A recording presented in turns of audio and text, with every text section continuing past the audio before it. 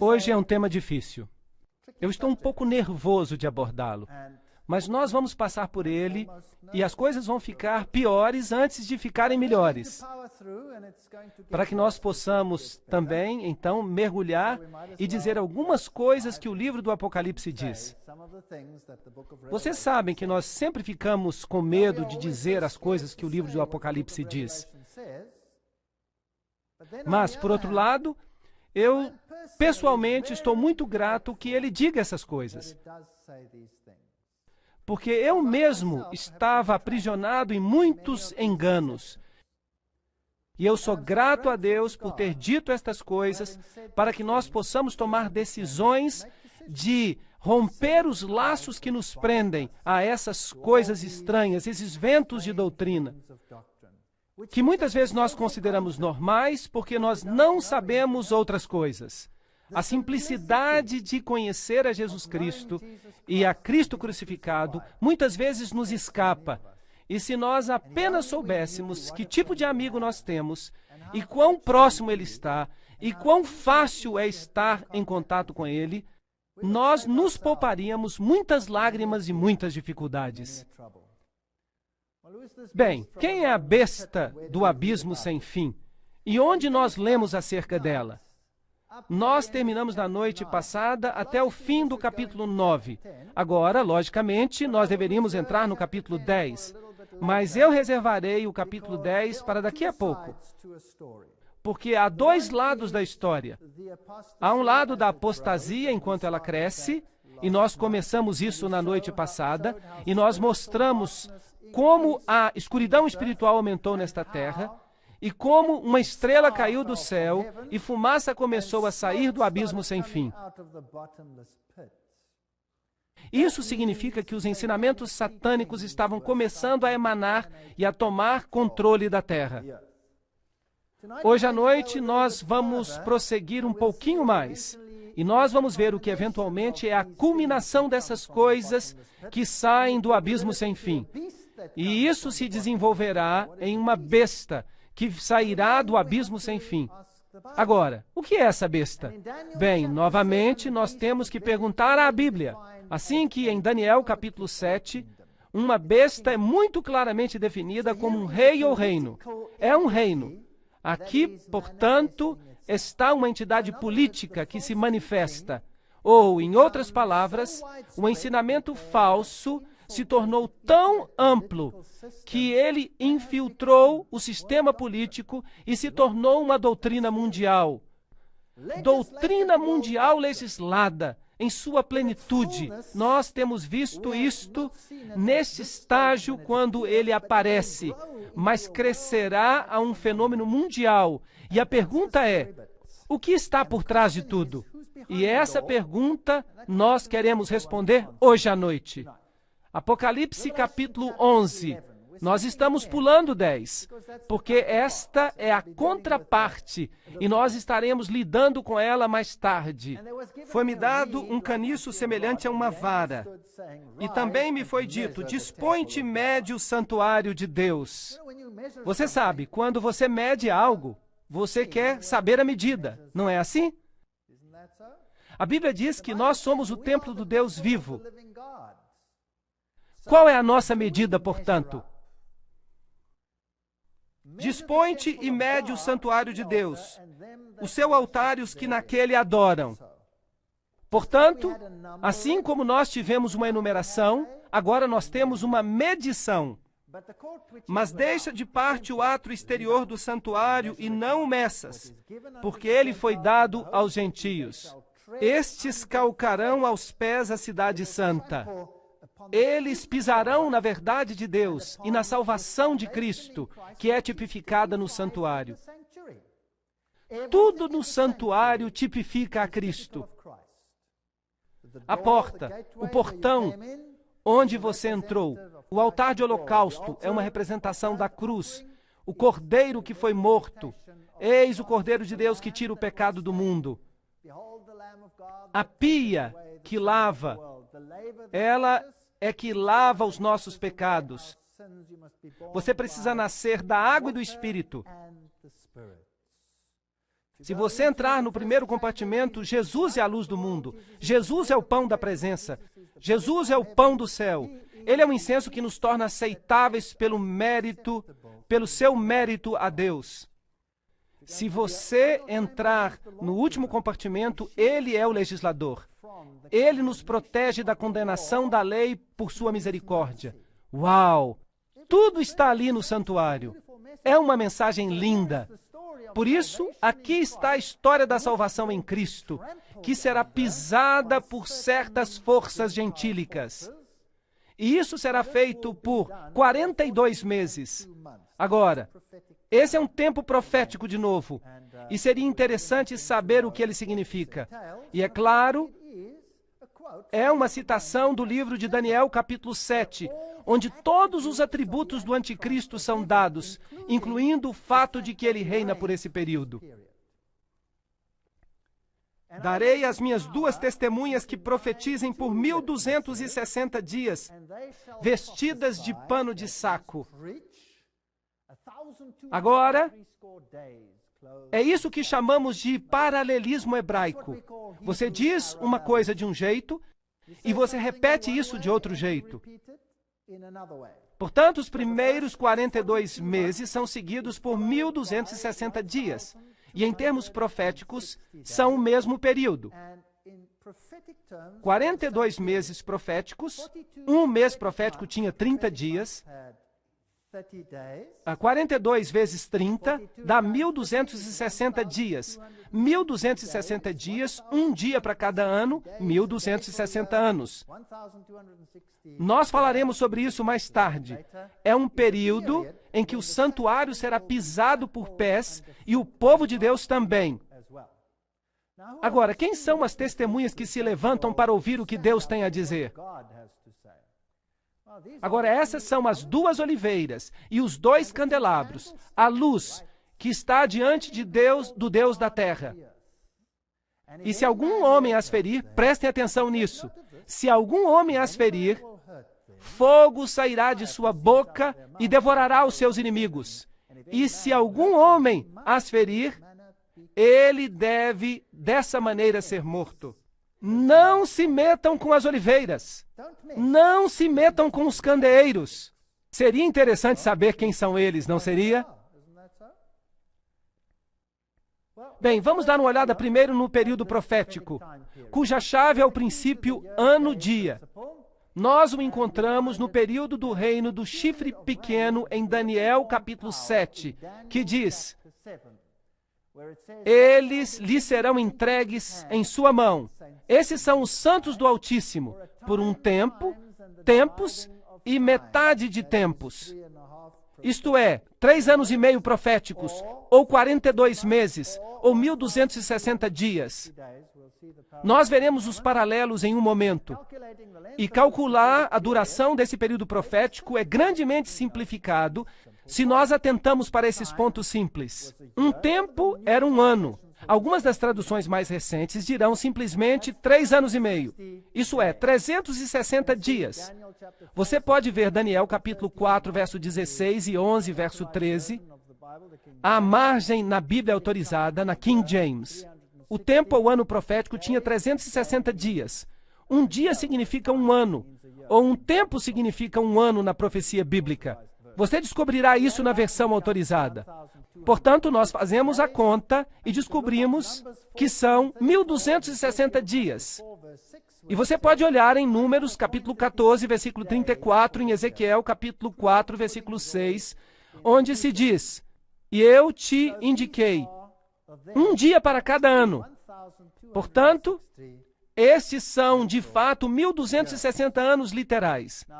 Agora, há outras regiões onde nós encontramos esses textos. Daniel usa a terminologia no capítulo 12, verso 7. Um tempo, tempos e metade de um tempo. Apocalipse 11, 2 usa 42 meses. Apocalipse 11, 3 usa 1260 dias. Apocalipse 12, 6 usa 1260 dias. Apocalipse 12, 14 usa um tempo, tempos e metade de um tempo. Apocalipse 13, 5 usa 42 meses. todos se referem ao mesmo período de tempo. Eu lhes provarei isso de novo daqui a pouco. Agora, 10 reinos de Roma, que emanaram de Roma, foram estabelecidos em 476 depois de Cristo. E em Daniel se diz que esse poder controlaria, ou teria controle sobre o povo de Deus. Se levantaria depois do estabelecimento dos 10 reinos. Em outras palavras, depois que Roma Ocidental foi dividida em 10. Bem, esse período é muito interessante, porque depois deste período, em 438 depois de Cristo, o governo papal começou de acordo com o decreto de Justiniano, que dizia que o papado seria o corretor dos hereges e que ele seria o cabeça de todas as igrejas. Aqui, então, temos um cenário de igreja e Estado. Agora, se você faz uma conta com os 1260 anos, você obtém uma data interessante, 1798. Vamos olhar esses períodos de tempo de novo. Daniel 7:25, um tempo, tempos e metade de um tempo. Daniel 12:7, um tempo, tempos e metade de um tempo. Apocalipse 11:2, 42 meses. Apocalipse 11:3, 1260 dias. Apocalipse 12:6, 1260 dias. Apocalipse 12:14, um tempo, tempos e metade de um tempo. Apocalipse 13:5, 42 meses. Você acha que Deus está sendo sério quando ele fala sobre esse período? Parece que sim. Ele quer que nós saibamos algo sobre esse período de tempo. E nós podemos descobrir da Bíblia que eles significam a mesma coisa pelo paralelismo hebraico. Por exemplo, no livro de Apocalipse, se dirá uma mulher, um deserto, 1260 dias. Em outro verso será dito, uma mulher, um deserto, 42 meses.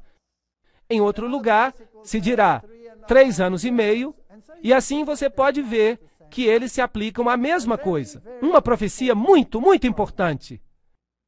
Agora, em 1798, algo muito interessante aconteceu. Berthier, o general francês, marchou até Roma, sob as ordens de Napoleão, e prendeu o Papa. E declarou que era o fim do papado. Declarou que era o fim. Agora, é importante perceber que o papado era uma entidade política. E se você pega a definição de Daniel, capítulo 7, de que uma entidade política é chamada uma besta, os reinos que você viu, as 4 bestas, são 4 reinos que se levantarão na terra. Bem, então se você acaba com o poder político, então a besta morre. Agora, isso é interessante. A respeito desse poder particular, há um outro verso interessante em Apocalipse, que diz, parecia uma ferida mortal, mas a ferida mortal foi curada. Em outras palavras, ela morre, mas retorna. E esse poder foi reinstaurado como entidade política em 1929, quando Mussolini concedeu valor de Estado e autonomia política ao Vaticano de novo. Então havia uma besta, uma entidade política religiosa. Ela recebeu uma ferida mortal e, contudo, ela cresce e recebe a sua autoridade de novo. E então há algumas coisas interessantes no livro de Apocalipse sobre isso. Vamos olhar essa ferida mortal. No dia 1º de fevereiro de 1798, o Papa Pio VI foi destronado por Napoleão. Seu anel, o símbolo do seu poder, foi-lhe tirado do dedo. E ele morreu no exílio. Essa foi uma ferida mortal. Por volta de dezembro de 1804, o Papa Pio testemunhou Napoleão coroando-se imperador. Aqui estava um Papa sem uma entidade política para governar. Em 1808, Napoleão tirou a autoridade do Vaticano. Ele confiscou toda a cidade do Vaticano. Em 1848, Mazzini ataca Roma e o Papa Pio IX é exilado. Ele é restaurado em 1850. Mas ele tinha perdido a sua autoridade papal. Não era mais uma entidade política. Aqui estava a ferida mortal. E há aqui uma sincronia espantosa. Em 538, ele ascende ao trono sob a proteção do Império Romano Oriental, com a ajuda do próprio imperador. Ele assume a autoridade com o decreto de Justiniano. 1260 dias proféticos mais tarde, seu poder político chega ao fim. Interessante. Imediatamente, Napoleão reestabeleceu a liberdade religiosa em 1806, no dia 30 de maio. E então nós tivemos um poder que governou o povo de Deus por um período de tempo, politicamente, ditando às outras forças políticas o que elas deveriam fazer com os dissidentes. Vejam vocês que Roma nunca condenou ninguém à morte. A Inquisição era dirigida pelos jesuítas e mais tarde pelos dominicanos. Mas os jesuítas eram os inquisitores originais. Quando eles descobriam que alguém era culpado, eles o entregavam para que o Estado o executasse. Era assim que funcionava. Agora, quem são essas testemunhas que testemunhavam em pano de saco durante este período de tempo? Minhas duas testemunhas. Essas são as duas oliveiras e os dois candeeiros que estão diante do Deus da terra. Por falar nisso, Roma suprimiu as escrituras durante o seu período de reinado? Sim ou não? Sim.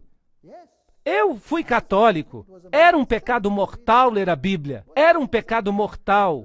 Mais tarde, depois de 1962, isso foi alterado. E nós saberemos por quê.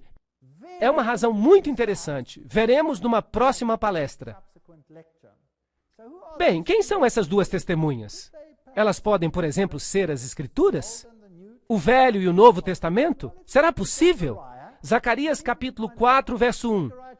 E o anjo que falava comigo veio de novo e me acordou, como se acorda um homem do seu sonho. E ele me disse, o que tu vês? E eu disse, eu olhei e eis um candeeiro. Vejam que há aqui um candeeiro, todo de ouro, com uma bacia sobre ele, e 7 lâmpadas, e 7 tubos para 7 lâmpadas, que estão sobre ele, e 2 oliveiras. Temos o mesmo símbolo. Portanto, Apocalipse tira esse simbolismo de Zacarias. Lembrem-se que esse poder reinou por 1260 anos como uma entidade política que tinha músculos políticos e força sobre todos que considerava hereges. Assim, vamos olhar Zacarias e vamos ver se encontramos outras imagens que possam ser interessantes. Nós encontramos os candeeiros que são mencionados em Apocalipse. Nós também encontramos as 2 oliveiras que são mencionadas em Apocalipse. Uma está do lado direito da bacia e outra está do lado esquerdo dela. E o verso 4. Então eu respondi e falei ao anjo que conversava comigo, dizendo, que são estas coisas, Senhor?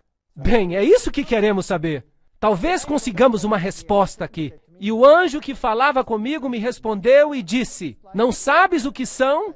E eu disse, não, meu Senhor. Nós também dizemos a mesma coisa, o que são? E então ele respondeu e me disse, esta é a palavra do Senhor a Zorobabel, dizendo, e então ele falou que palavras eram essas. Então, o que são as oliveiras e o candeeiro? Da palavra de Deus. Então, essa palavra de Deus estava profetizando em roupa de saco, por 1260 dias. Vocês sabem quando foi que os reformadores começaram a imprimir a Bíblia?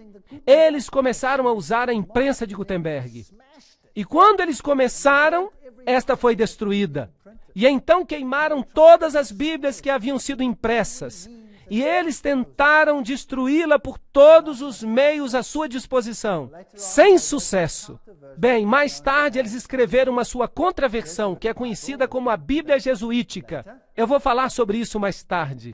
Verso 11. Então eu respondi e disse a ele, o que são essas oliveiras do lado direito do candeeiro e do lado esquerdo dele? E eu respondi de novo e lhe disse, e o que são os ramos das 2 oliveiras que por intermédio dos tubos de ouro esvaziam o azeite de ouro escorrendo? E ele me respondeu e me disse, não sabes tu o que são? E eu disse, não, Senhor. Então ele disse, estes são os 2 ungidos, ungidos com o poder de Deus. Em outras palavras, pelo Espírito Santo. Esta palavra de Deus foi pregada ao mundo. Ela se levanta pelo Senhor de toda a terra. Então, eu me virei e levantei os meus olhos e olhei. O que será que ele vai ver? Ele vai ver a resposta. Um rolo que voava. Agora, o que é um rolo que voa? É um pergaminho. É a palavra de Deus. Então ele vê a palavra de Deus voando no ar. Isso é um símbolo do quê? Da pregação da mensagem ao mundo. Então, esta é a resposta. Diz respeito à palavra de Deus. E ele me disse, o que tu vês? E eu respondi, vejo um rolo voando. E a sua extensão. E ele dá a extensão em côvado. E ele me disse, esse é o curso pelo qual ele vai até a terra toda, para que todos os que furtam sejam eliminados. Estas são as advertências de Deus. E todo o que jurar será eliminado deste lado de acordo com ela. E eu farei acontecer, diz o Senhor dos Exércitos, e ela entrará na casa do ladrão, e na casa daquele que jura falsamente pelo meu nome, e ela permanecerá no meio da sua casa, e ela consumirá a lenha que há ali, e as pedras que há ali. Ok.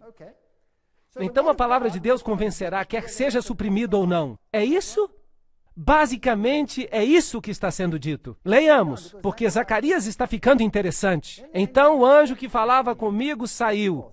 Lembre-se, Apocalipse 11 está citando Zacarias, destes mesmos versos. E nós podemos obter mais informações. O que foi que eu disse no começo? A lei é o testemunho. Portanto, nós estamos cavando no testemunho para ver o que os profetas tinham dito, aquilo que está em harmonia com o que vai acontecer aqui. Levanta os teus olhos e vê este que sai.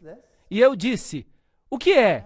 E ele respondeu, é um efa que sai. Uau, agora está ficando interessante, um efa. Agora, o que é um efa? Um efa era uma medida. Era uma medida padrão, com a qual você media farinha, por exemplo. Agora, no livro de Apocalipse, não estava acontecendo uma medição? Sim ou não? Ahá! Aqui temos uma outra medição acontecendo. E nós temos o padrão de medida. Obviamente, o padrão para o que é certo e o que é errado. Mas aqui está um interessante padrão que se estabeleceu. O que é isto? E eu respondi, é um efa que sai. E ele disse além disso, este padrão é o que você verá em toda a terra. E eis que se levantou um talento de chumbo. Vejam que o efa tinha uma tampa sobre ele. Uma tampa pesada. Esta tampa aqui era muito pesada. Era feita de chumbo. Então ele levantou esta tampa de chumbo e olhou dentro do efa, que é a medida padrão. E o que ele viu dentro? Uma mulher sentada no meio do efa. Oh, isso é interessante. O que é uma mulher na Bíblia? É uma igreja. Uma igreja. Então há uma igreja apóstata nesta terra. E há uma igreja verdadeira nesta terra. E nesta se senta uma mulher. Portanto, ela é um padrão. Um efa que está sendo estabelecido por uma igreja. Será que isso é lógico?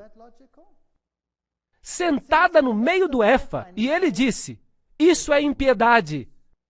Então temos aqui o contrário do que o rolo estava dizendo. O rolo no início tinha dito, eu te condenarei pela minha palavra. Se você roubar, saberá que roubou. Se você fizer isso ou outra coisa, minha palavra vai condenar você. Mas aqui está um outro padrão sobre a terra. E ele é controlado por uma igreja diferente. E é uma igreja ímpia. E ele atirou o peso de chumbo na boca. Então esta mulher se revelou por um tempo. E então a tampa foi devolvida. Opa! Agora está interessante. Será que o Apocalipse falou de um padrão que não era bíblico? Sim ou não? Claro que falou. E a tampa foi levantada para que todos pudessem ver. Como é que os reformadores chamavam Roma? Chamavam abertamente de anticristo, mas então se fechou. E o que os reformadores dizem hoje? Publicamente, oficialmente, em todos os seus sínodos, o que o concílio luterano decidiu? Em 1994, se não me engano, decidiram que ela não mais seria chamada de anticristo. Os calvinistas decidiram a mesma coisa. Todos eles decidiram a mesma coisa. Então, a tampa voltou para o Efa. E eu levantei os meus olhos e olhei, e eis que havia duas mulheres, e o vento estava em suas asas, pois elas tinham asas como asas de uma cegonha. E isso é má notícia. É má notícia, porque você vê, a cegonha é um pássaro imundo. E um pássaro na Bíblia, aqui é o símbolo do Espírito Santo. Portanto, há dois grupos que, pela operação de um falso espírito, estabelecerão um padrão com uma outra mulher nele, entre os céus e a terra. Então disse o anjo que falava comigo, aonde elas levam o Efa, o padrão? E ele me disse, para construir uma casa na terra de Shinar, isso é, Babilônia, e será estabelecida, posta sobre sua própria base. Uau! O que Zacarias está dizendo é que um outro padrão reinará nesta terra. Este padrão será estabelecido por uma igreja. Todos terão conhecimento de que era ímpio, será revelado, mas a impiedade será coberta. E então, dois grupos de igreja poderosos, a Bíblia os chama de dragão e falso profeta, virão e então levantarão este padrão e dirão, aqui está, e o Império Babilônico renascerá num sentido espiritual nesta terra, com um padrão que substitui o padrão de Deus. Isso está fazendo sentido? É assustador? Será que vai acontecer? Bem, vamos ver o que o resto do Apocalipse diz sobre isso. A palavra de Deus. Agora nós temos o pano de fundo do lugar da Bíblia onde o Apocalipse tirou a sua imagem e nos conta o que está acontecendo. A palavra de Deus, Apocalipse 11:6, diz, elas têm autoridade para fechar o céu, para que não chova. Será que a palavra de Deus tem poder para fazer isso? Claro que sim. Elias não o fez? Elias orou sob a inspiração de Deus e disse que não choveria. E em 3 anos e meio não choveu. É interessante que esse poder profético reina por 3 anos e meio proféticos. O que isso significa espiritualmente? Uma falta da palavra de Deus. E então fizeram guerra contra a palavra de Deus, não nos dias de sua profecia. Então houve trevas espirituais. Nós já falamos sobre isso. E tem o poder sobre águas para torná-las em sangue e para ferir a terra com todas as pragas, tantas vezes quantas quiserem. Uau! Más notícias se você permite que a palavra de Deus lhe seja tirada. Você está encrencado. E quando eles terminaram o seu testemunho, em pano de saco, a besta que ascende do abismo sem fim fará guerra contra elas. Agora, quando será que terminarão o seu testemunho em pano de saco? Depois dos 1260 dias. Bem, se essa profecia está correta, então isso nos traz ao ano 1798. E nesse período de tempo, um poder começará a emergir da terra. E sua função será destruir a palavra de Deus. É interessante, pois depois de 1798, um poder emergirá, cuja função será destruir a palavra de Deus. E esta besta ascende do abismo sem fim. Quem estava no abismo sem fim antes? Bem, a estrela que caiu do céu trouxe fumaça do abismo sem fim, espalhando suas falsas doutrinas pela terra. E agora está sendo estabelecido o ponto de autoridade. Aqui está o reino de Satanás crescendo sobre a terra. Mas lembre-se, Deus só está observando, está permitindo. Deus está nos contando sobre isso. Mas Ele vai fazer guerra contra eles. Ele os vencerá. Ele os destruirá. Então, alguma coisa acontece aqui que faz com que a palavra de Deus seja oficialmente rejeitada. Mas isso é um envolvimento maior. Será o nascimento de um reino que quer oficialmente obliterar a palavra de Deus. E o seu cadáver ficará estirado na praça da grande cidade que espiritualmente se chama Sodoma e Egito, onde também o seu Senhor foi crucificado. Agora, nosso Senhor não foi crucificado em Sodoma, e ele não foi crucificado no Egito. Portanto, somente nas pessoas de seu povo pode ele ser crucificado. Agora, talvez haja aqui uma tipologia que precisamos compreender. Será que há alguma coisa que aconteceu por volta de 1798 naquela região do mundo, onde houve um ataque à palavra de Deus? Bem, não podemos misturar as palavras aqui. Eu repetirei. Onde houve um ataque à palavra de Deus, num lugar onde o povo de Deus tinha sido sacrificado, morto, assassinado por causa de sua fé? Será que Cristo estava sendo crucificado de novo sob a forma de seu povo? Será que houve um país que fez isso? Sim, de fato houve. É um país muito interessante. E esse país se chama França. Eles fizeram exatamente isso. Uma representação como numa miniatura. Sim, no livro Grande Conflito há uma linda declaração sobre isso. Vamos lê-la. A grande cidade em cujas ruas as testemunhas foram mortas e onde seus corpos jazem é o Egito espiritual. De todas as nações apresentadas na história bíblica, o Egito mais abertamente negou a existência do Deus vivo e resistiu aos seus mandamentos. Nenhum monarca já se aventurou de forma mais aberta numa rebelião contrária à autoridade dos céus do que o rei do Egito. Quando a mensagem lhe foi trazida por Moisés, em nome do Senhor, Faraó respondeu orgulhosamente: quem é Jeová para que eu obedeça a sua voz e deixe Israel ir? Eu não conheço Jeová, nem deixarei Israel ir. Esta é uma rebelião aberta contra a palavra de Deus. A citação continua. Isso é o ateísmo. E a nação representada pelo Egito daria voz a uma negação semelhante das ordens do Deus vivo e manifestaria um espírito semelhante de descrença e desafio. A grande cidade é também comparada espiritualmente a Sodoma. Ao quebrar a lei de Deus, foi especialmente manifesta na luxúria.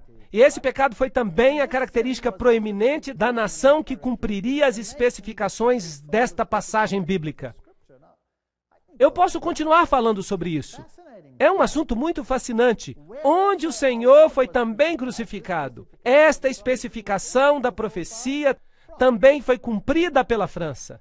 Em nenhuma terra o espírito de inimizade contra Deus foi mais claramente demonstrado. Em nenhum país a verdade encontrou uma oposição mais amarga e cruel. Na perseguição que a França visitou sobre os confessores do Evangelho, ela crucificou a Cristo na pessoa dos seus discípulos. Eu acredito nisso. Eu gostaria de ir adiante e dizer que a França representa os primórdios, o cerne da ascensão do reino de Lúcifer. E eu vou provar isso para vocês com muitas citações. E nós veremos que o que foi estabelecido ali há de governar o mundo todo hoje. E isso afeta você e a mim diretamente. Isso é a história em aplicação. Aqui está o famoso chapéu jacobino que foi usado pelos revolucionários franceses. Eles usaram o chapéu jacobino. Agora, o que esse chapéu jacobino significa? Eu vou explicar isso numa próxima palestra. De fato, este é o chapéu de Mitra. Trata-se do mitraísmo, a adoração ao Deus Sol. Mas não se preocupem, vou explicar mais tarde. Apocalipse 11:7 diz: quando tiverem então concluído o testemunho que devem dar, a besta que surge do abismo pelejará contra elas. Anotem, o que aconteceu na França são as primícias do que vai acontecer com o mundo inteiro. Assustador. Pelejará contra elas e as vencerá e matará. Será que a França, depois da Revolução Francesa, fez guerra contra a palavra de Deus? Apocalipse 11:9 diz: então muitos dentre os povos, tribos, línguas e nações contemplam os cadáveres das duas testemunhas por 3 dias e meio. Bem, agora nós temos um outro tempo profético. 3 dias e meio seriam 3 anos e meio. E não permitem que esses cadáveres sejam sepultados. Do dia 10 de novembro de 1793 a junho de 1797, eles fizeram isso. Eles baniram a Bíblia. Oficialmente, por um decreto do governo, os que habitam sobre a terra se alegrarão por causa delas. As duas testemunhas, o Velho e o Novo Testamento, realizarão festas e enviarão presentes uns aos outros. Será que os franceses fizeram isso? Sim, eles de fato fizeram isso, porque esses dois profetas, a Bíblia tinha atormentado aqueles que viviam sobre a terra. É verdade, eles só acreditavam que a Bíblia os havia atormentado, mas há mais gente que acredita que a Bíblia era um poder atormentador. Mas depois de 3 dias e meio, um espírito de vida vindo da parte de Deus neles penetrou. E àqueles que os viram sobreveio grande medo. Destruíram a Bíblia? Não. Depois desse evento, que foi só o começo desse grande ataque à palavra de Deus, o poder veio à palavra de Deus. E Bíblias apareceram em todas as partes do mundo. Todas as grandes sociedades bíblicas começaram depois desse dia. E a Bíblia foi colocada em cada mão que a desejava no mundo inteiro. Isso enfureceu a besta do abismo sem fim, de tal modo que ela mudou a sua tática de guerra. E nós vamos lidar com essas táticas em 2 palestras chamadas A Batalha das Bíblias e Mudando a Palavra. Elas vão acontecer a seguir. Se você está chateado comigo hoje à noite, volte de qualquer forma, ok? Então a palavra de Deus se levantou e pregou com o poder daqui por diante. Mas a guerra não acabou, estava apenas começando. E as 2 testemunhas ouviram grande voz vinda do céu, dizendo-lhes: Subi para aqui. E subiram ao céu na nuvem, e os seus inimigos as contemplaram. E o inimigo, eu devo lhes dizer, odeia a palavra de Deus. Naquela hora houve grande terremoto e ruiu a 10ª parte da cidade. Isso obviamente se refere a essa cidade espiritual, Babilônia. Ela foi sacudida pela ressurreição do poder da palavra de Deus. E então Satanás redobrou seus esforços para esmagá-la de novo. E morreram nesse terremoto 7.000 pessoas. De novo, esse é um número simbólico. Ao passo que as outras ficaram sobremodo aterrorizadas e deram glória ao Deus do céu. Notem, passou o 2º ai. Eis que sem demora vem o 3º ai. Um ai é algo que torna impossível para as pessoas encontrarem a verdade. O 1º ai foi a destruição física das áreas cristãs originais pelos poderes que trabalhavam contra Cristo.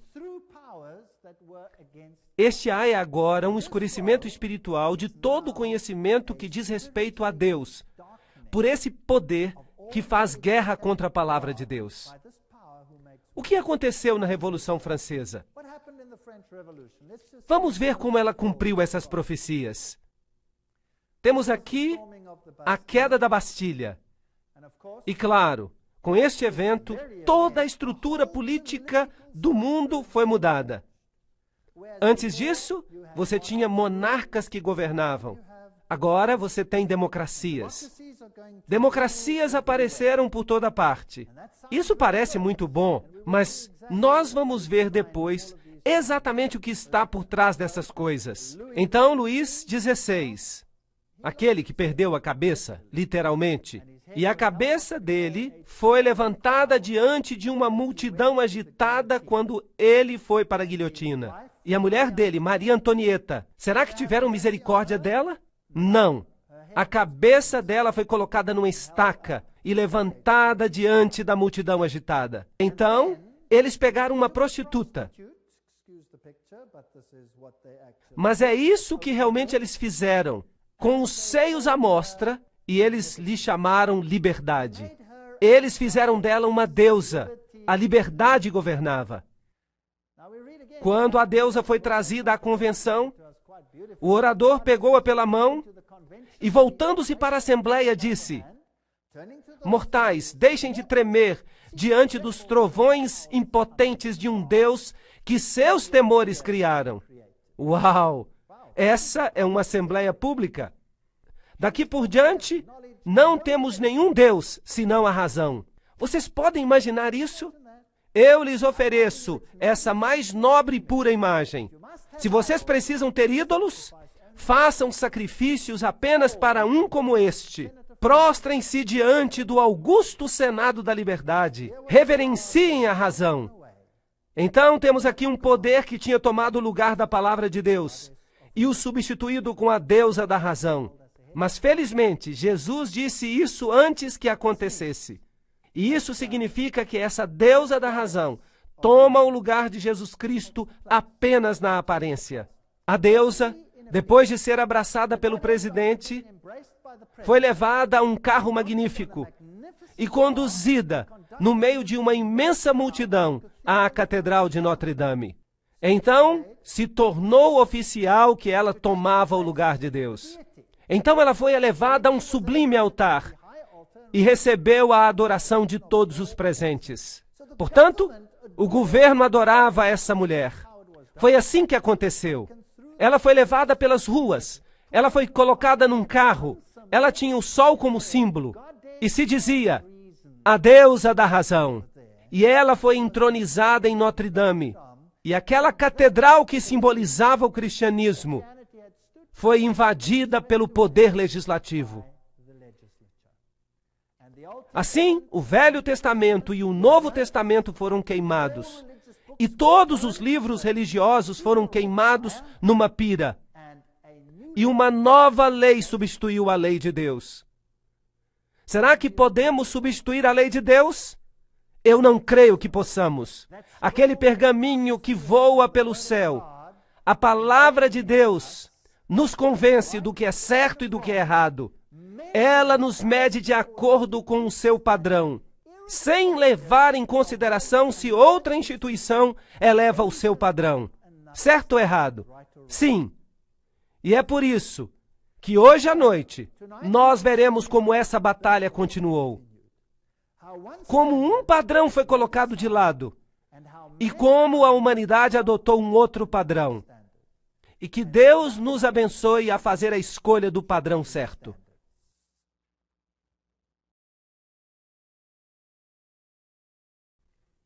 Nós continuamos a história. O que acontece quando você substitui o padrão de Deus pelos padrões humanos? Os padrões humanos parecem ótimos, mas obviamente eles têm seus problemas. Bem, durante a Revolução Francesa, um novo padrão para a humanidade apareceu. E esse padrão foi chamado de Manifesto dos Direitos Humanos. Por falar nisso, se você assiste a televisão hoje, o que você ouve? Lei de Deus? Lei de Deus? Lei de Deus? Ou você escuta direitos humanos, direitos humanos, direitos humanos? O que você escuta? Você escuta direitos humanos. Agora, não é fascinante que a França tenha publicado seu primeiro manifesto dos direitos humanos dessa forma? Isso não é fascinante? São 2 tábuas de pedra. O que isso representa? A lei de Deus. Aqui estava o homem inaugurando uma nova lei. Isso é uma coisa muito fascinante. Há muito simbolismo nisso. É um assunto grandioso demais para caber dentro desses slides. Eu vou usar uma outra conferência e vou lhes dar todos os detalhes e vou mostrar o simbolismo por trás disso. Eu só estou mencionando apenas um. Vejam aqui, um feixe de varas. Aquele ali, uma serpente com a cauda na boca. Aquele outro ali, o olho que observa em um triângulo. Isso é fascinante. Um feixe de varas. O que isso significa? Esses são os fascia. Fascia. Vem do tempo romano, do procônsul. Ele usava um feixe de varas, fascia, e ele as levava até um monte. E se ele fosse aceito como líder por todos, ele colocava uma coroa ao redor dele e se tornava poderoso no comando. Todo o poder residia em um único homem. É por isso que é chamado fascismo. Fascia, fascismo. E você pensa em Adolf Hitler. fascismo, e você pensa em Mussolini. Todo o poder em um homem. Ele era chamado de Führer. Não é certo? Ok, esse é o sistema de controle. Agora, direitos humanos. O que isso tem que ver com fascismo? Isso não é interessante? Eu diria que é interessante, mas vamos deixar isso para a próxima conferência. O primeiro manifesto dos direitos das nações foi de fato declarado por Ciro o Grande. Na cultura persa, havia este grande princípio fundamental: bons pensamentos, boas palavras, boas obras. Ciro o Grande. Bons pensamentos, boas palavras, boas obras. E o manifesto dele era assim: quando os meus soldados, em grandes números, entrarem pacificamente em Babilônia, eu não permitirei que ninguém aterrorize o povo. Eu manterei diante dos meus olhos as necessidades do povo e seus santuários e promoverei seu bem-estar. Libertarei todos os escravos. Não é interessante que Napoleão libertou todos os escravos e terminou a supressão religiosa e todas essas coisas? Eu colocarei fim ao seu infortúnio e escravidão. Esse era um bom manifesto. E nós lemos no Grande Conflito, séculos depois de o sangue dos santos ter sido derramado, ela está falando dos valdenses, dos albigenses, ela está falando dos protestantes que foram mortos. E muitos deles morreram por causa da França. Aqui está a Inquisição e as ferramentas da Inquisição. A machadinha que cortava a cabeça. Instrumentos de tortura horrível. E eles eram principalmente torturados por causa da heresia.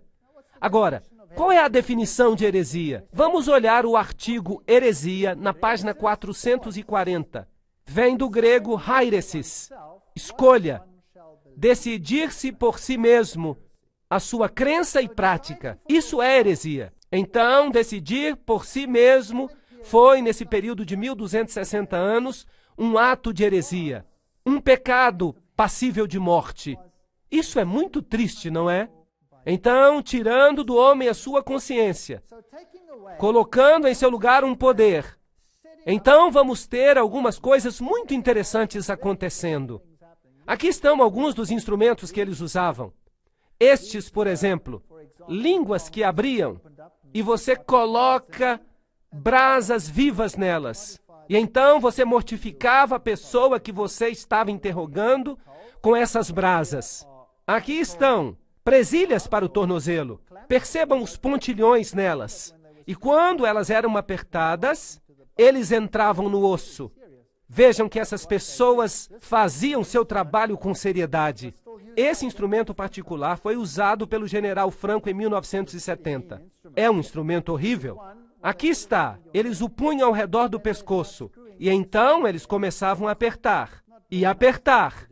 Não era nada agradável. Usavam, é claro, até parafusos no polegar. Esse instrumento daqui era horrível. Eles levantavam você com as mãos amarradas por trás das costas, até que ficasse dependurado de cabeça para baixo no ar. E então amarravam essa pedra imensa aos seus pés e a empurravam de uma prateleira. E ela caía e arrancava os seus braços dos ombros. Essas são as coisas horríveis que eles faziam na Inquisição. Eu sei, a gente não precisa falar dessas coisas, mas a crueldade desse sistema precisa ser conhecida. Apocalipse 12:11. Eles, pois, o venceram por causa do sangue do Cordeiro e por causa da palavra do testemunho que deram. Não amaram a própria vida. Isso só lhes dá uma ideia do que esses pobres cristãos tiveram que sofrer pela palavra de Deus, só porque eles tinham decidido crer nela. É algo horrível, não é? É muito feio. E aqui estão algumas das representações da Inquisição, em que as pessoas morriam aos milhares, às centenas, aos milhares, aos milhões, por causa de hairesis, a sua decisão. Aqui está o monumento francês huguenote na África do Sul. Muitos dos huguenotes da França fugiram, e eles erigiram este monumento. Este representa a Trindade. Aqui está uma mulher em pé na terra, representando a noiva de Deus. Ali ela senta na terra. Ela desceu à África desde a Europa. E em sua mão ela tem a Bíblia. E na outra mão uma corrente. Ela quebrou a corrente que aprendia a Roma e fugiu para as terras distantes, para a África. Mas agora, de novo, ela está sendo perseguida ali. Mas essa é uma história diferente. Então ela fugiu para a América e para as terras distantes, a fim de escapar da perseguição dos 1260 dias. O grande conflito afirma: o mais negro crime dos catálogos de crimes, a mais horrível entre as obras terríveis de todos os séculos, foi o massacre de São Bartolomeu. Uau! O rei da França, influenciado pelos sacerdotes e prelados romanos, sancionou o decreto fatal. Um sino foi colocado. No meio da noite, o sino foi tocado. E então o massacre começou. E 50.000 protestantes foram assassinados em uma única noite pelo engano. Haviam dito a eles: vamos trabalhar juntos no futuro. Não vamos mais brigar por essas coisas. E os protestantes pensaram: oh, que maravilhoso! Uma palavra gentil de Roma. Nós podemos trabalhar juntos. E eles aceitaram o ecumenismo. Mas enquanto isso, houve uma conspiração. E numa noite, o sino tocou. E os inocentes desprotegidos morreram em uma noite. Bem, as armas do castelo de Santo Ângelo deram uma salva de alegria. Em Roma, os sinos tocavam sem parar. O Papa Gregório, com seus cardeais e sacerdotes, dirigiu uma magnífica procissão até a igreja de São Luís, onde o cardeal de Lorraine cantou o Te Deum. Eles estavam tão felizes porque numa noite eles tinham massacrado os huguenotes franceses. O Papa mandou fazer uma medalha. Aqui, uma medalha com seu nome de um lado e do outro lado as palavras Hugonotorum Strages, que significa massacre dos huguenotes. Eles se alegraram. Não foi algo terrível que aconteceu? Deuteronômio 11:16. Guardai-vos, não suceda que o vosso coração se engane, e vos desvieis e sirvais a outros deuses, e vos prostreis perante eles.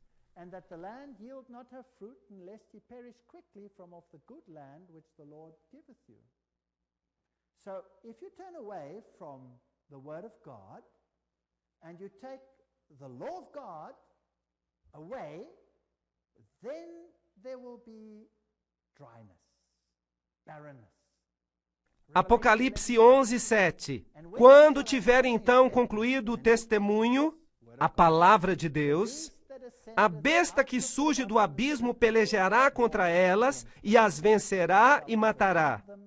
Agora, isso aqui, como eu já disse antes, era um chapéu jacobino. Agora, o que era um chapéu jacobino? Quem controlava os jacobinos? Ora, o fundador dos jacobinos era um homem de nome Adam Weishaupt. Agora, quem era Adam Weishaupt?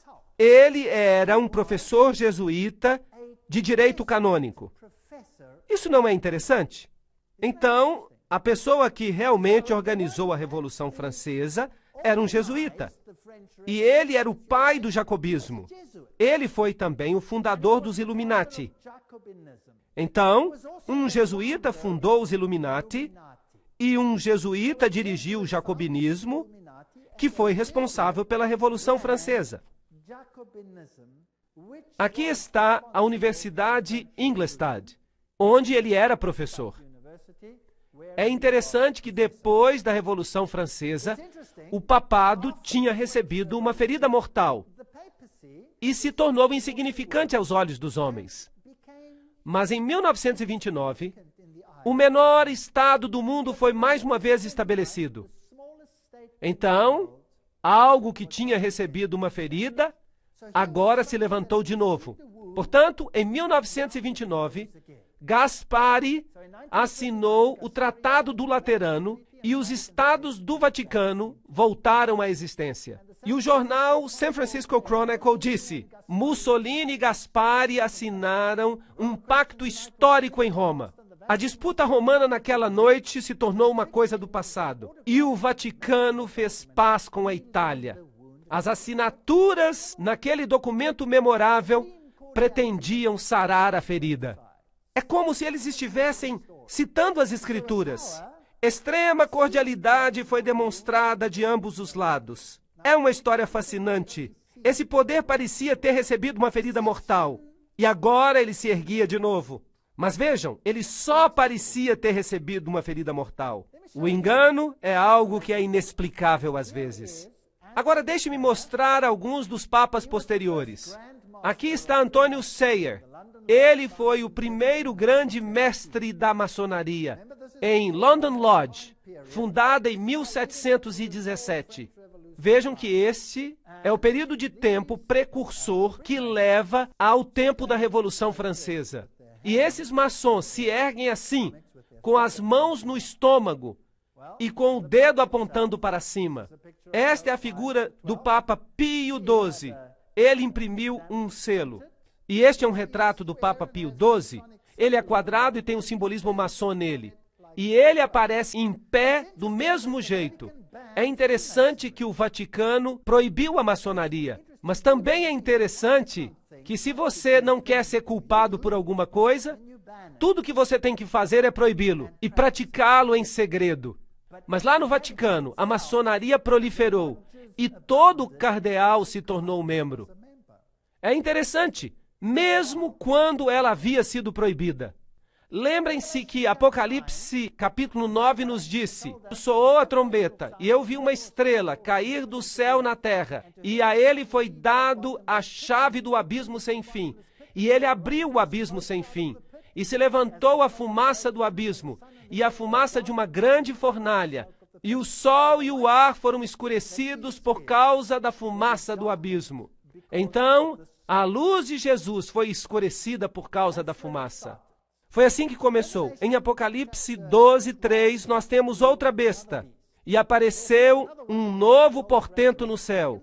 E eis um grande dragão vermelho, que tinha 7 cabeças e 10 chifres, e 7 coroas sobre as cabeças. Portanto, em Apocalipse capítulo 9, nós temos essa fumaça saindo. Em Apocalipse capítulo 11, essa besta sai do mesmo abismo sem fim. É ela que faz crescer essas trevas sobre o reino estabelecido. Ela começa a crescer.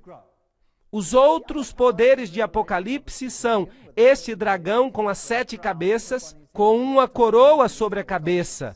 E Apocalipse nos diz quem é. É Satanás que representa todos os reinos da terra, aparentemente. E Apocalipse 12, 9 nos diz que foi ele que foi lançado fora. Ele é o diabo, e ele engana o mundo inteiro. Ele faz guerra com a mulher de branco, que é a outra igreja boa na terra que representa a palavra de Deus. Há outras bestas no livro de Apocalipse. Há o leão com 2 asas, que é uma imagem do livro de Daniel. Em Apocalipse 13, nós temos a besta com a boca de leão. Então, há uma besta que se parece leopardo em Apocalipse 13. Seus atributos são também descritos. Há um urso em Daniel 7. Esses atributos são também encontrados em Apocalipse 13. E então há uma besta terrível. É impossível saber exatamente qual é a sua forma, mas há aqui a imaginação de um artista. Ela tem chifres, que você também encontra em Apocalipse 13. Então essas bestas são todas muito interessantes. E todas são representadas como se saíssem do mar, ok?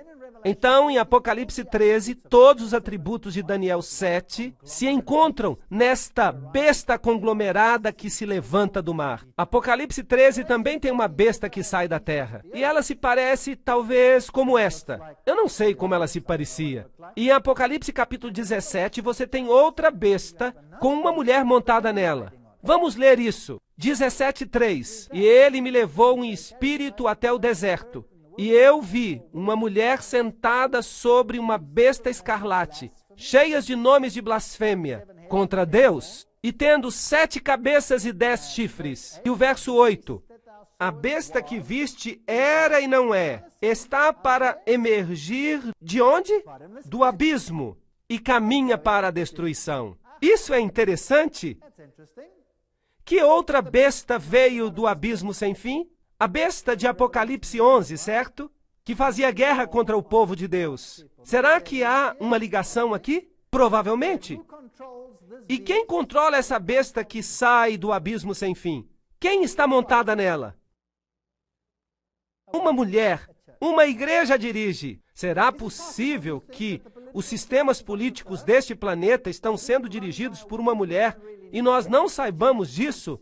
Porque ela se escondeu no mistério, no segredo, e você não a vê, e você não a conhece, mas está realmente acontecendo? Você acha isso possível? Você acha que esse poder, esta igreja, pode ter usado seus agentes para fingir matá-la, quando de fato ela controla o mundo através das suas agências? Através das sociedades secretas do mundo? Essas sociedades que foram iniciadas por Weishaupt? Que era o quê? Um jesuíta. É possível? Iluminismo. O que é o iluminismo? Para onde ele está nos levando? É possível que haja uma guerra contra a palavra de Deus? Que aqueles que representam a palavra, a igreja, vão entrar em conflito com essa nova entidade política que tem um novo padrão que é chamado de direitos humanos? Você acha que isso é possível? Você sabe que há um autor que há 150 anos escreveu sobre este assunto. E eu vou citar esse autor agora. E o ponto não é se isso é certo ou errado, mas apenas que foi percebido assim. E vamos comparar isso com o que o ocultismo disse mais ou menos na mesma época. Nós vamos fazer isso. Vamos comparar o que esta fonte disse com o que os próprios ocultistas disseram exatamente no mesmo período. E nós vamos ver algo fascinante. Então, se vocês tiverem paciência comigo, sem identificar, eu gostaria de ler algumas dessas coisas que pareciam estar corretas há 150 anos, quando essas coisas estavam acontecendo. Você sabe, a Revolução Francesa e suas consequências. Por uma variedade de imagens, o Senhor Jesus representou a João, está falando do Apocalipse, o caráter ímpio e a influência sedutora daqueles que têm se destacado na sua perseguição ao povo de Deus. A apresentação de Deus de obras detestáveis dos habitantes dos poderes que governam o mundo, que se ligam em sociedades secretas, que desonram a lei de Deus, deveria capacitar o povo que tem a luz da verdade para que se mantivesse distante desses males. Então, 150 anos atrás, isso já era percebido. Uau! Então, para João, o caráter ímpio e a influência sedutora daqueles que se destacaram por sua perseguição ao povo de Deus, quem são esses? Esse terrível retrato descrito por João para mostrar quão completamente os poderes da terra se entregarão à maldade, deveria mostrar para aqueles que receberam a verdade quão perigoso é se associar com sociedades secretas ou se unir a elas. Fascinante. Os poderes que governam o mundo, que se associaram a sociedades secretas e confederações, eles não guardarão os mandamentos de Deus. Eles têm um outro padrão. Aqui está o texto citado pelo profeta Isaías, que eu já li para vocês. Isaías, no capítulo 8, 9 a 13, diz: Associai-vos, ó povos, e sereis despedaçados. Em outras palavras, fazei confederações por trás dos bastidores, planejai juntos como subverter a verdade no mundo. Ó povos, sereis despedaçados. Dai ouvidos todos os que sois de países longínquos. Cingi-vos e sereis despedaçados. Forjai projetos e eles serão frustrados. Falai a palavra e ela não subsistirá, porque Deus é conosco. Essas pessoas estão dizendo, Deus é conosco. Nós estamos fazendo a coisa certa, porque o Senhor assim me disse, tendo forte a mão sobre mim, e me advertiu que não andasse pelo caminho desse povo, dizendo, não chameis conjuração a tudo quanto este povo chama conjuração. Não temais o que ele teme, nem tomeis isso por temível. Ao Senhor dos exércitos, a ele santificai. Seja ele o vosso temor, seja ele o vosso espanto. Ahá! Então Isaías está prevendo que o mundo se associaria e diria, O Senhor está nisto. Nós estamos trabalhando juntos como um grupo. Esta é a melhor coisa que devemos fazer. Mas eles estão deixando Deus fora disso e não terão sucesso. Então, há aqueles que perguntam se é correto para os cristãos pertencerem à maçonaria e a outras sociedades secretas. Que todos leiam uma passagem que acabei de citar. Se nós somos mesmo cristãos, precisamos ser cristãos em todo lugar e precisamos considerar e ouvir o conselho dado, tornando-nos cristãos de acordo com o padrão da palavra de Deus. Percebem, então, que é importante que nós vejamos o que os maçons realmente ensinam? Ou talvez ainda mais interessante, quem fundou os maçons? Quem os controla? O que eles ensinam? Será que de fato eles pregam contra Jesus e a palavra de Deus? Sim ou não? Essas são perguntas que nós precisamos responder. O caráter não cristão dessas confederações será percebido nas sociedades secretas, porque elas servem a deuses tão insensatos e tão impotentes quanto os deuses do hinduísmo. Que interessante! Aqueles que se levantam pelo estandarte ensanguentado do príncipe Emanuel não podem se unir à maçonaria ou a qualquer outra sociedade secreta. Cristo não está dividido. Ninguém pode se unir a elas e ser homem livre diante de Deus. Os cristãos devem romper todos os laços que os prendem a essas sociedades secretas que não estão sob o controle de Deus. Nós não podemos pertencer a sociedades secretas. Isso foi escrito há 150 anos. E, finalmente, uma coisa eu sei, que aqueles que permanecem em contato com elas serão queimados com os maços de joio. Os agentes satânicos estão em toda a cidade, ocupadamente organizando partidos que opõem a lei de Deus. Nós não podemos baixar a nossa guarda. E um dos planos das sociedades secretas é formar monopólios gigantescos. Poucos homens se juntarão para obter todos os meios em certas linhas de negócio. Será que isso está acontecendo hoje? Estamos vendo monopólios gigantescos sendo formados, forçando o pequeno empresário a se aposentar ou a se submeter a seu poder? Sim ou não? E se você não faz o que mandam, você não consegue prosperar. Você já ouviu falar de multinacionais? Sim ou não? Você não pode abrir o jornal hoje sem ler a respeito das multinacionais. Certo ou errado?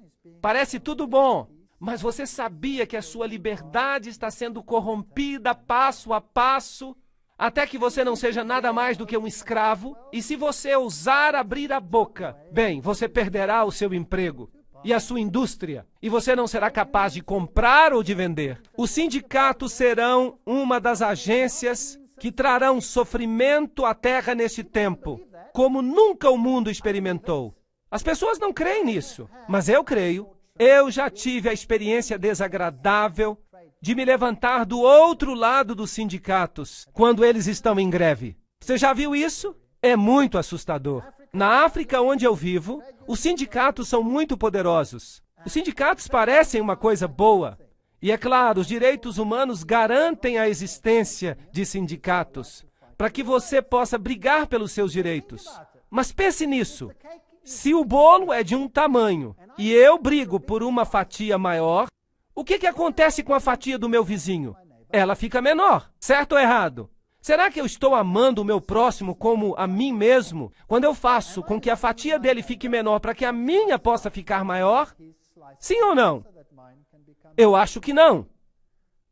E se chegar o ponto quando você quiser dividir a fatia? Bem, você só pode ficar com a sua fatia. Eu já estive do outro lado disso.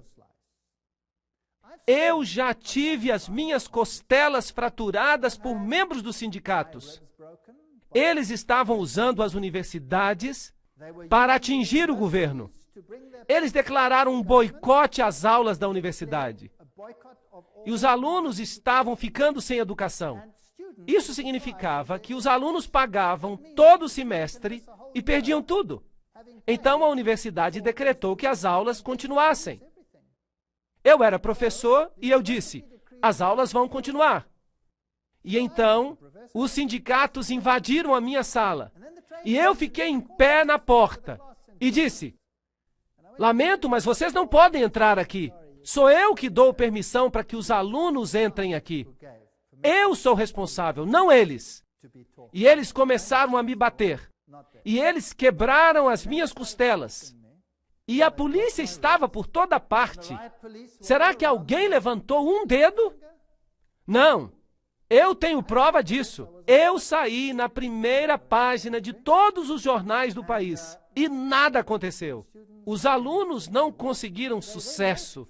E eles saíram. Felizmente, por alguma razão, eles saíram. Talvez haja poder no poder da oração. Eles foram para outro lugar e quebraram tudo. Bateram até nos alunos. Bateram neles horrivelmente. Meus alunos escaparam aquele dia pela graça de Deus. Eu estava ali num prédio onde os membros do sindicato negociavam. E os negociadores não queriam lhes conceder o que queriam. E então eles começaram a bater em ritmo contra o prédio, como somente os africanos sabem fazer. Era um prédio de vidro e ele explodiu. Ele caiu com uma chuva de vidro. Uma coisa horrível. A destruição que você vê. Um dos agentes a causar o tempo de angústia. Os sindicatos não são de Deus. Aqueles que se unem às sociedades secretas, fiquem longe delas. Isso foi escrito há muitos anos. Apocalipse 11:15. O sétimo anjo tocou a trombeta, e houve no céu grandes vozes dizendo: o reino do mundo se tornou de nosso Senhor e do seu Cristo, e ele reinará pelos séculos dos séculos. E os 24 anciãos que se encontram sentados nos seus tronos, diante de Deus, prostraram-se sobre os seus rostos e adoravam a Deus, dizendo: graças te damos, Senhor Deus Todo-Poderoso, que és e que eras, porque assumiste o teu grande poder e passaste a reinar.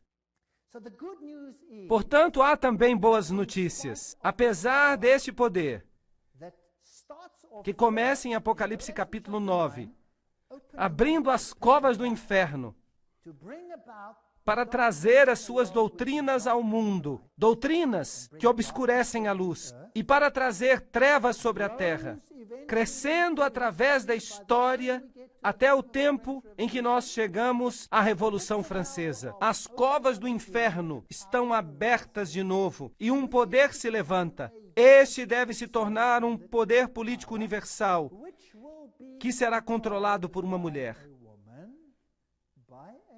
Por uma igreja que substituirá a palavra de Deus e usará o seu próprio padrão para substituí-la. O seu próprio Efa. Isso faz sentido? Parece bom no papel, mas de fato viola todo o princípio da palavra de Deus. Todo o princípio dos 10 mandamentos é violado. E é difícil ver, porque parece tão bom. Mas quando continuarmos com as palestras, perceberemos que esse é de fato o caso. Se você pegar o primeiro mandamento, que diz: eu sou o Senhor teu Deus, não terás outros deuses diante de mim. Há países que se dispõem a honrar isso ou qualquer outra coisa, desde que tenham uma paz universal para todos, desde que concordem. De fato, isso parece equivalente a dizer: terás todos os outros deuses diante de mim. Concordam comigo? Você terá que tolerar a idolatria, ou, do contrário, estará em dificuldades. No que diz respeito à blasfêmia, não é fascinante que quando você liga a televisão, só se blasfema contra um Deus? Já notaram isso? Só se blasfema contra um Deus, não se blasfema contra os outros. E eu acho isso fascinante. Eu quero escrever à Comissão dos Direitos Humanos e dizer: vocês sabem, para termos igualdade, deveríamos blasfemar contra todos os deuses igualmente. Eu imagino como eles reagiriam. Eu imagino como o mundo muçulmano reagiria se fizesse lá o que se faz no mundo inteiro na televisão contra Jesus hoje em apenas um dia. Eu imagino como eles reagiriam se a mesma coisa fosse feita em termos da religião budista, ou da religião hindu, ou de qualquer outra religião na face da terra, se nós queremos igualdade para todas. E que tal o 5º mandamento? Honrai pai e mãe. Não, as crianças de hoje têm que ser reeducadas de acordo com padrões para se tornarem cidadãs do mundo. Isso significa que devem parar de respeitar o pai e a mãe e começar a respeitar o sistema. Será que faziam isso no comunismo? O que faziam no comunismo quando as crianças queriam se apegar às normas dos seus pais? O que faziam com elas? Eles as pegavam e as reeducavam. Eles as ensinavam a não respeitar pai e mãe. Isso não é triste? Não matarás. Uau! Não cometerás adultério. Não dirás falso testemunho. Será que essas coisas são toleradas?